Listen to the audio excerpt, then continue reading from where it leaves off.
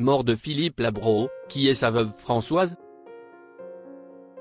Né à Montauban, Philippe Labro s'est éteint des suites d'un cancer. Une nouvelle annoncée ce mercredi 4 juin 2025 nos confrères de Paris Match et RTL.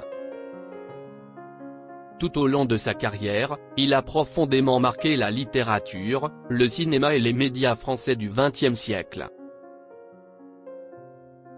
Il grandit au sein d'une fratrie de 6 frères et sœurs. Il a évoqué son enfance dans son roman autobiographique Le Petit Garçon. Doté d'une plume aiguisée dès son plus jeune âge, il remporte à seulement 15 ans un concours de journalisme organisé par Le Figaro. Bénéficiant d'une bourse, il part faire le tour des États-Unis à la veille de sa majorité. Une aventure qui inspirera 2 de ses romans, L'étudiant étranger et Un été dans l'Ouest. Tous 2 récompensés à 2 reprises. Par ailleurs, 2 de ses œuvres ont frôlé le prix Goncourt. Les confidences de l'écrivain sur sa mère. Philippe Labro a toujours parlé avec une grande émotion de l'influence profonde que sa mère, Henriette Labro, a eue sur sa vie et son parcours.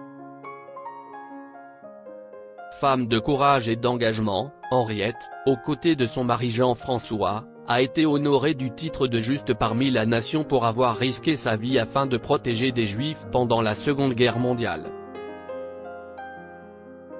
Cette force morale et ses valeurs familiales ont profondément marqué Philippe, qui n'a cessé de souligner à quel point l'exemple de sa mère a nourri son sens de la justice et son engagement envers les grandes causes humaines.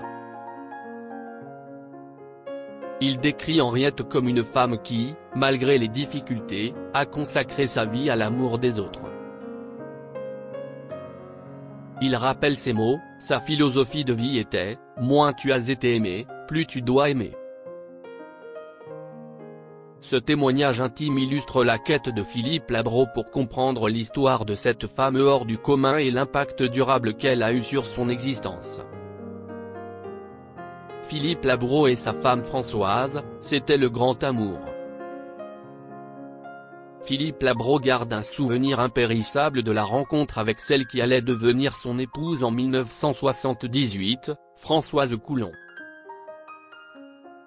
Lors d'une interview avec Paris Match, l'écrivain s'est confié avec émotion sur ce moment décisif de sa vie, survenu alors qu'il avait 38 ans.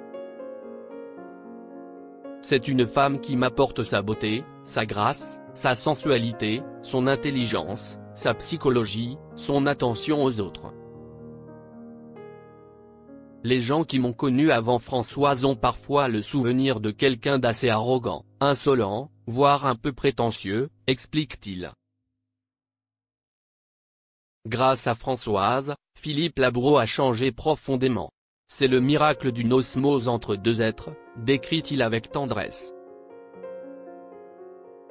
Quand vous tombez amoureux, vous ne réfléchissez pas. Vous êtes amoureux. Mon frère m'a dit, lorsqu'il l'a rencontrée, si tu la laisses passer, tu es fou.